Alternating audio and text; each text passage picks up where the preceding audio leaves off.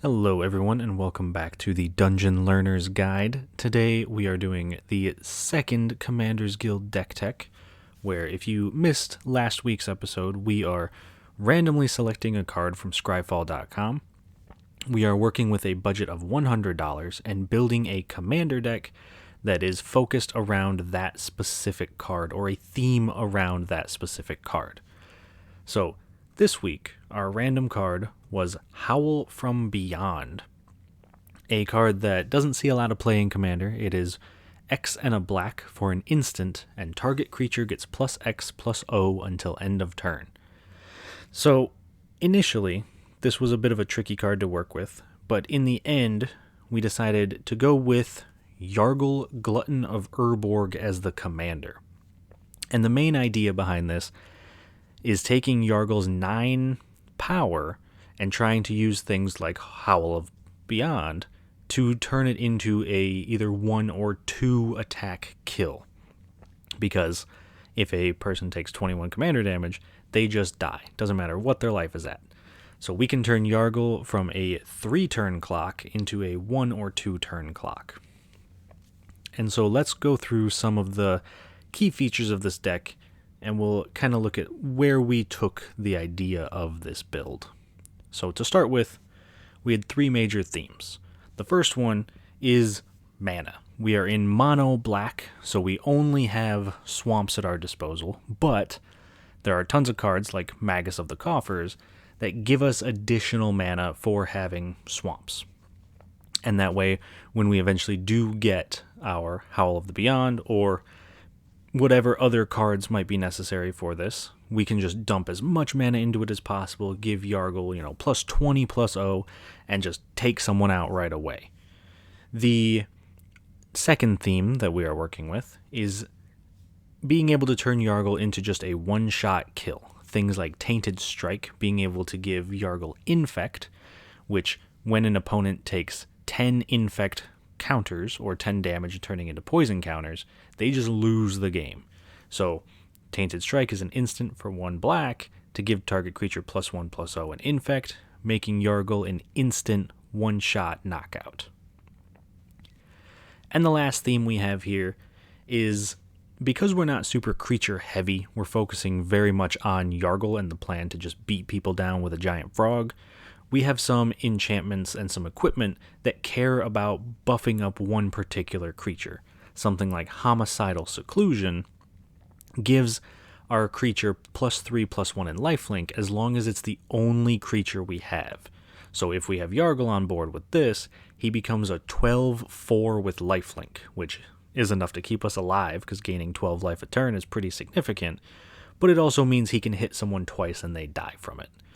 So those are the major themes of this deck. And moving into some key cards in here, obviously, we have to give ways for Yargle to not be blocked. So things like Trailblazer's Boots, giving equipped creature non-basic land walk, where it's unblockable if our opponent controls a non-basic land, which in Commander is very likely to happen. Or cards like Blessing of Leeches to help protect Yargle. We can flash in Blessing of Leeches. We can play it anytime. We can play an instant. And we can pay 0 mana to regenerate enchanted creature. So we're able to protect Yargle at the cost of paying 1 life on each of our upkeeps, which is a very small price to pay, especially if we get something like Homicidal Seclusion out and we can gain 12 life a turn. And our last key card for this is Not of This World, a tribal instant, which is an Eldrazi tribal instant, that costs 7 colorless mana, and it counters target spell or ability that targets a permanent we control. But it costs 7 less, making it free, if it targets a spell or ability that targets a creature we control with power 7 or greater. Since Yargle has power 9, this is a free counterspell in mono black to protect our commander. So it works very well in this deck, and it's a great piece of protection for Yargle. Now, as I was building this deck, I came across a couple of cool interactions, things that I thought were kind of neat. The first one involves our commander, Yargle, and a card called Dragon Shadow, which is an enchantment for 1 and a black that gives enchanted creature +1/+0 and fear, meaning it can't be blocked except by black creatures and artifact creatures. But if a creature with converted mana cost 6 or more comes into play, we can return Dragon Shadow from our graveyard to play, enchanting that creature, meaning we can give this to our opponent's creatures. Now, obviously, it's great if we can get it on Yargle. It won't come back if we put it on, if we recast Yargle, but being able to put it on our opponent's creatures and make it so that we are a little bit more friendly, being able to give gifts that might help that don't really hurt us, right? Giving our opponents fear, we can still block it. It doesn't matter to us, but it gives them more incentive to attack someone else. And the second interaction is taking a card called Bubbling Muck, which says until end of turn, whenever a player taps a swamp for mana, it produces an additional black, and something like Howl From Beyond, being able to give target creature +X/+O based on how much mana we spend, means we can pay 1 black mana if we have 5 lands. All of a sudden our 4 remaining lands make 8 mana. We can dump it into Howl From Beyond, give Yargle +7/+0, and just absolutely smack someone with them. So some neat interactions in here, some that you might not expect. Now, building this deck, we obviously tried to stick to a budget of under $100. In the end, we wound up with $86.12, so there is room for improvements if you wanted to keep it under $100. If you are looking to remove cards, trying to get that price down a little bit, the most expensive card in the deck is actually Shadow Spear. Comes in at $9.70 for the 1 mana artifact equipment that gives equipped creature +1/+1 trample and lifelink. It can also be used to remove hexproof and indestructible from your opponent's permanents. So in this deck, this is a very good card. Trample and lifelink on Yargle is super important. It keeps us alive. It pushes through damage. But if you want to save almost $10 on this budget, almost 10% of what we were originally putting into this deck, you can easily cut this card. It's not necessary. It's just very good.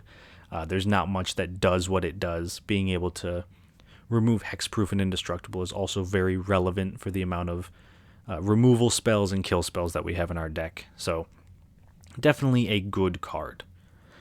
Now, the last thing that we're going to mention before we get into some gameplay is that we are going to film a game with 3 opponents, and the decks that they are going to be playing, the decks that we will play against, are Oloro, Ageless Ascetic, Turgid, God of Fright, and Sen Triplets. So looking at this group, I'm not super confident. I know all of these 3 decks can be very powerful if built correctly and very scary if built correctly. So my hope is that we can get a lot of equipments on Yargle, get them out there super quick, and hopefully start hitting people before they really have time to set up.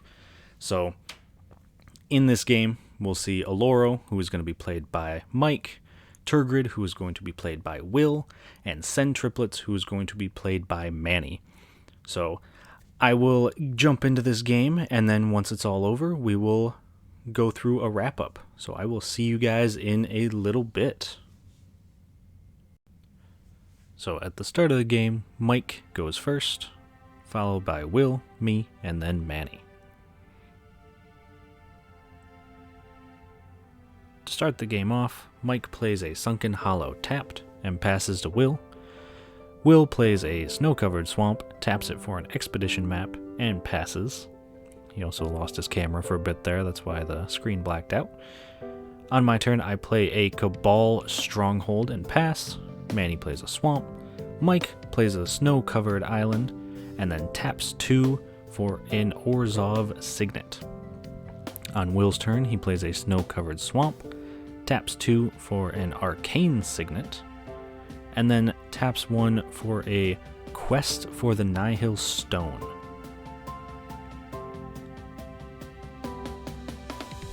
On my turn, I play a Swamp, and I cast Arcane Signet.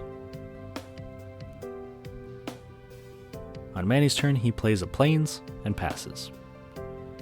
Mike plays a Thespian Stage, and then casts Karn the Great Creator.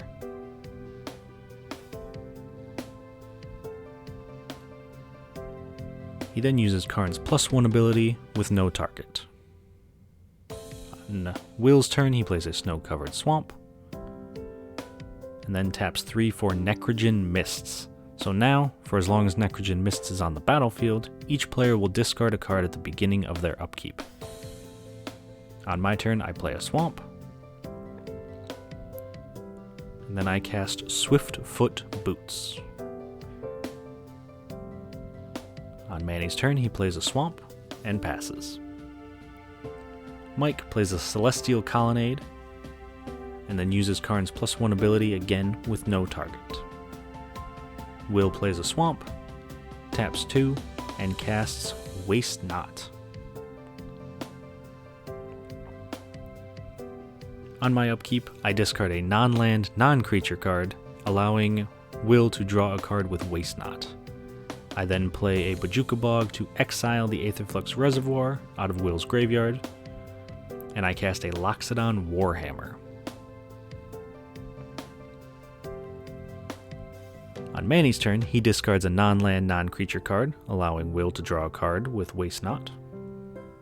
And at the end of Manny's turn, Mike uses Cyclonic Rift to return Necrogen Mists to Will's hand.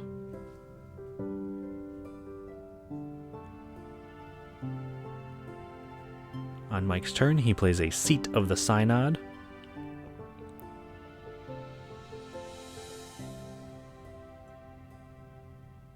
And then he casts his own Aetherflux Reservoir.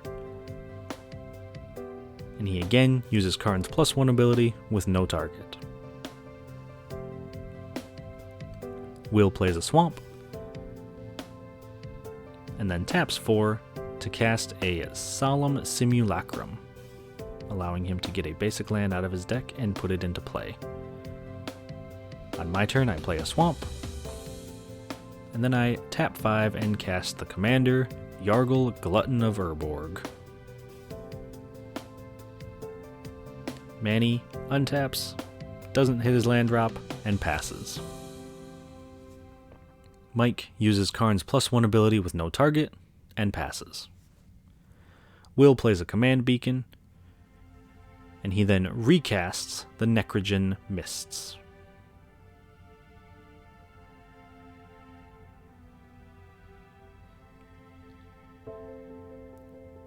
He then taps 3 and casts a Liliana of the Veil.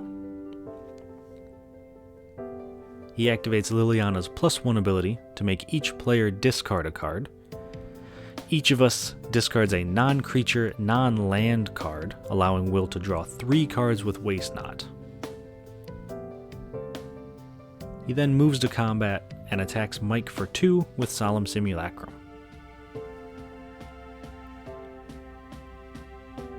Instead of taking the damage, Mike turns his Thespian Stage into a copy of Celestial Colonnade, and then, still before the damage, decides to tap out and cast a Teferi's Protection, saving himself 2 life, phasing out all of his permanents, and making it so his life total can't change. In his second main phase, with the Karn gone, Will is able to sacrifice his expedition map. This allows him to get a Cabal Coffers and put it to hand. On my turn, I discard a Swamp in my upkeep, making Will 2 black mana with Waste Not, and doing 5 damage to me because of Quest for the Nile Stone. I then play a Myriad Landscape, equip the Swiftfoot Boots to Yargle,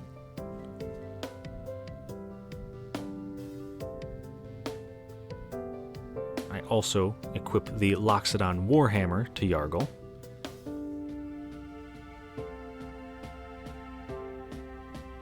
and in an attempt to avoid sacrificing Yargle in the future, decide to swing 12 at Liliana of the Veil, gaining 12 life when it does damage and killing the Planeswalker.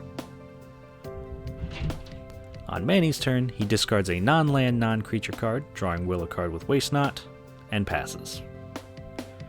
At the beginning of Mike's turn, he also discards a non-land, non-creature card, letting Will draw a card with Waste Not, and all of his permanents phase back in. He then decides to activate Aetherflux Reservoir, paying 50 life, doing 50 damage to Will, eliminating him, but only with a deal that I will not attack him with Yargle on my next turn. He then uses Karn's +1 ability to turn Orzhov's Signet into a 2/2 creature. On my turn, being a man of my word, I decide not to attack Mike with Yargle, but instead attack Karn. Before the blocks, Mike activates Thespian Stage, since it is a copy of Celestial Colonnade, turning it into a 4/4 creature. He then uses that creature to block Yargle. Both creatures die, Karn goes to 2 loyalty, and I gain 12 life.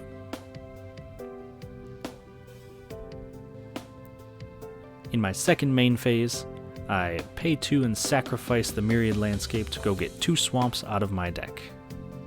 On Manny's turn, he is still stuck on lands, still can't do anything unfortunately, and passes. Mike, on his turn, casts Chromatic Lantern, and then casts Thaumatic Compass. He then uses Karn's +1 ability with no target. On my turn, I cast Yargle, Glutton of Urborg.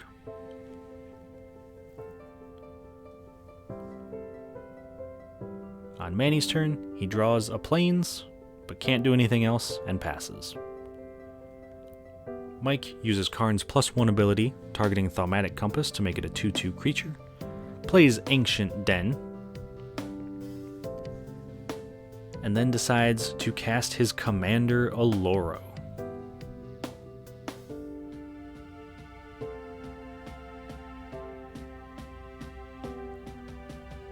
On my turn, I cast a Ravenous Chupacabra to destroy Oloro, and then I attack Karn for 9 with Yargle.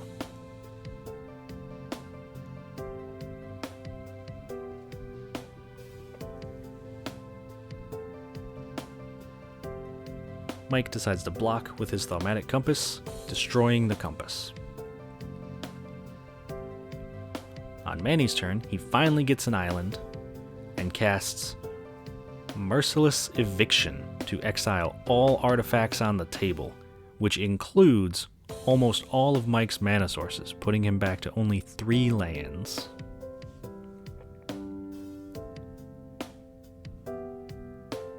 On Mike's turn, he plays a swamp, and then activates Karn's -2 ability, putting Chromatic Lantern into his hand from exile. And he then casts Chromatic Lantern.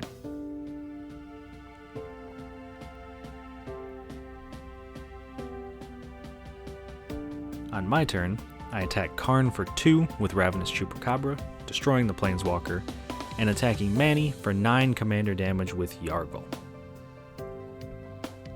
I then pass.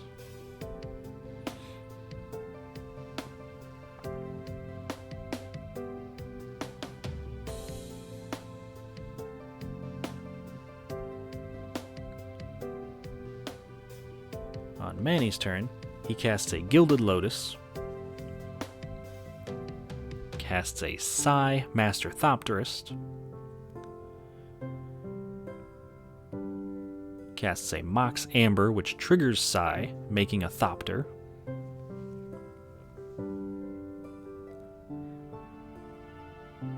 and he then casts Jace Vryn's Prodigy. On Mike's turn, he casts Solemnity. In my turn, I tap 9 to cast In Garruk's Wake, destroying all my opponent's creatures and planeswalkers. I then attack Manny for 9 with Yargle, putting him to 18 commander damage. On Manny's turn, he plays a Memorial of Genius, and then casts Ingenuity Engine, which allows him to cascade into a spell 7 or less off of his deck, and he hits a Blade Griffin prototype. On Mike's turn, he plays a Watery Grave untapped, paying 2 life, and passes. On my turn, I cast a Grafted Exoskeleton. I then equip Yargle with the Grafted Exoskeleton, and then cast Cranial Plating. I move to combat and attack Manny for 11 with Yargle, but he blocks with Blade Griffin Prototype, and before the damage, sacrifices it to return Ingenuity Engine to his hand. On Manny's turn, he plays an island, and then casts his commander, Send Triplets.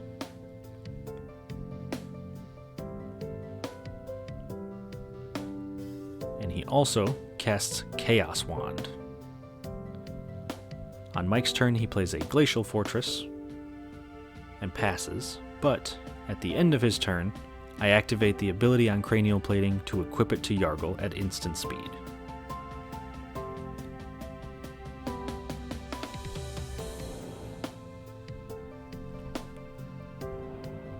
On my turn, I cycle a Baron Moor to draw a card, and I then cast Charcoal Diamond.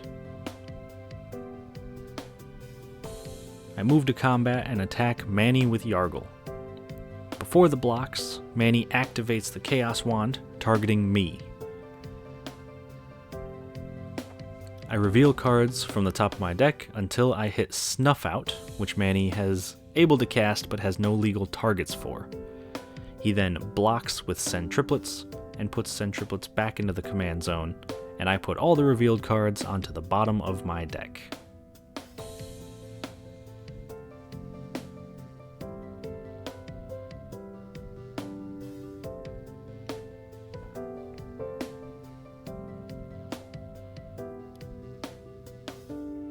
On Manny's turn, he recasts Send Triplets, hoping to have a blocker up for his next turn. On Mike's turn, he taps 3 and casts Teferi Time Raveler. He activates Teferi's -3 ability to return my Ravenous Chupacabra to hand.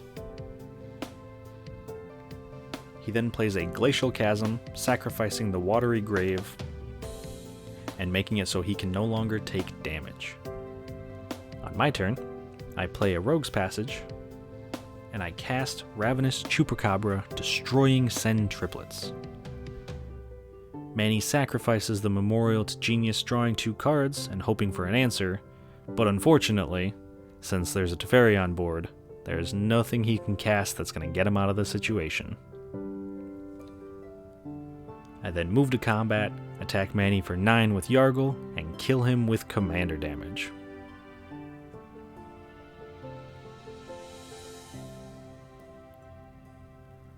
On Mike's turn, he activates Teferi's +1 ability, giving him the ability to cast sorceries at instant speed, plays a Karn's Bastion, and then moves to cast his commander Oloro.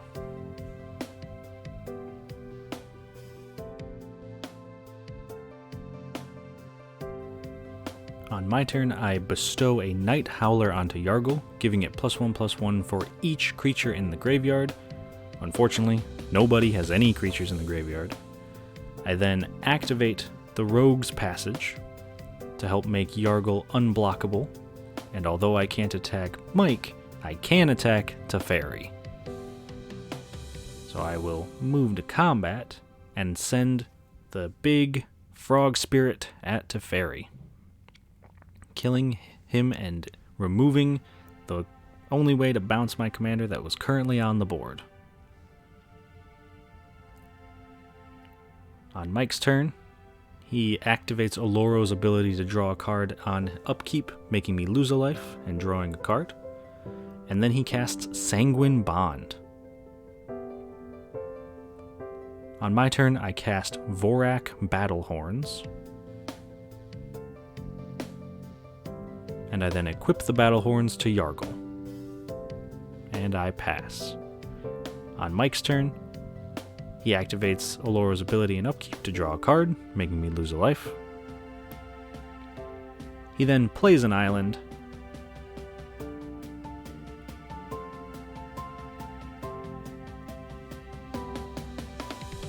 and then casts Exquisite Blood. On my turn, I'm unable to find an answer to the Exquisite Blood and Sanguine Bond combo, meaning that when Mike moves to his upkeep, he'll gain 2 life with Alloro, which will make me lose 2 life with Exquisite Blood, and the cycle will repeat until I am dead. So Mike wins the game. Alright, so that was a heck of a game. So, we didn't quite win. We got close. We were able to knock Manny out with some commander damage. We survived, took second, and eventually died to a quick combo there from Mike. But we did our best. Yargle showed his powers.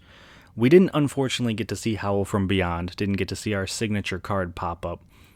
But I think in the end, if you were to decide to build this deck or play it, my recommendation would probably be trying to find ways around what we saw in the game, right? Getting locked out by Karn, being unable to use our artifacts. It might be possible that you want to focus more on the auras and enchantments and just protection, like Blessings of Leeches and counter spells and things like that. But if you are going artifact, maybe finding ways to auto-equip. I, at the very last turn of the game, drew a Brass Squire. That is something that is very useful for that. There are other ways to do that as well. But all in all, it was fun. I had a good time with the deck. I might tweak it and upgrade a little bit, maybe keep it around. So I hope you guys enjoyed, and I will see you all next time on the Dungeon Learner's Guide.